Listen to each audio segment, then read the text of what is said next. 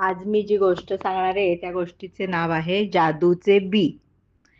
एका छोट्याशा गावामध्ये एक छोटा समीहन आपल्या आईबरोबर राहत होता. समीहन खूप हुशार होता बरं का. हुशार आणि गुणी मुलगा होता तो. त्यांचे छोटे टुमदार घर होते. घराभोवती सुंदर बगीचा तयार केला होता त्याने. समीहन रोज गावामधील शाळेत जायचा.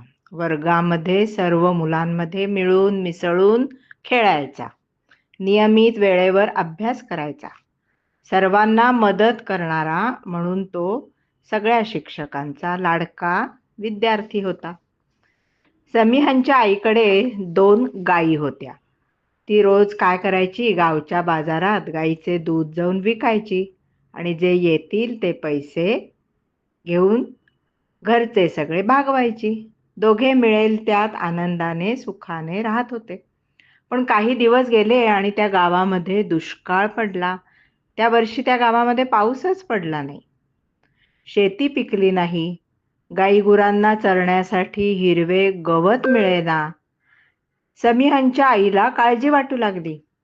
एक दिवस तिने 2 पैकी एक गाय बाजारात नेऊन विकायचे ठरवले. समीहनला खूप वाईट वाटले. पण काही दुसरा पर्यायच नव्हता. तो गाय घेऊन बाजारात विकण्यासाठी जात असताना त्याला वाटेमध्ये एक आजोबा भेटले.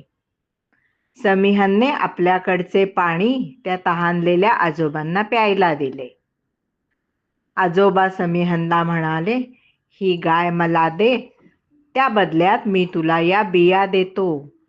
या बिया साध्या सुध्या नाहीत बरं का, या जादूच्या बिया आहेत. समीहन बिया घेऊन घरी आला. त्याने बिया बागेमध्ये पेरल्या. दुसऱ्या दिवशी समीहन सकाळी उठून बाहेर आला आणि पाहतो तो काय, त्या बियांमधून मोठा वेल तयार झाला होता.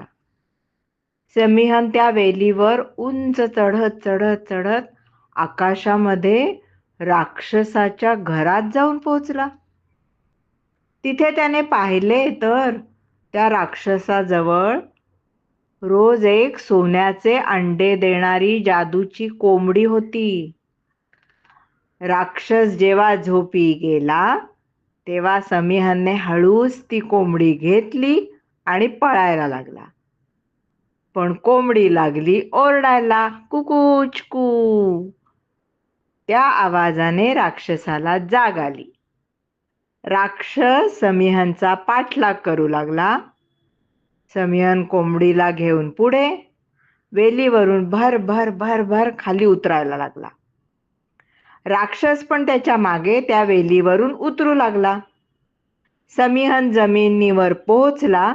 त्याने झपकन बागेतली कुऱ्हाड घेतली आणि ती वेल एका घावात कापून टाकली. राक्षस वरून जोरात खाली पडला. धप्प जोरात आवाज झाला आणि तो अवाढव्य राक्षस खाली पडून मरून गेला. त्या आवाजाने आई घरातून धावत बाहेर आली. समीहनने आईला घडलेली सर्व हकीकत सांगितली. त्यानंतर जादूच्या कोंबडीने दिलेली सोन्याची अंडी विकून आपला समीहन खूप श्रीमंत झाला आणि आपल्या आईबरोबर आनंदाने राहू लागला.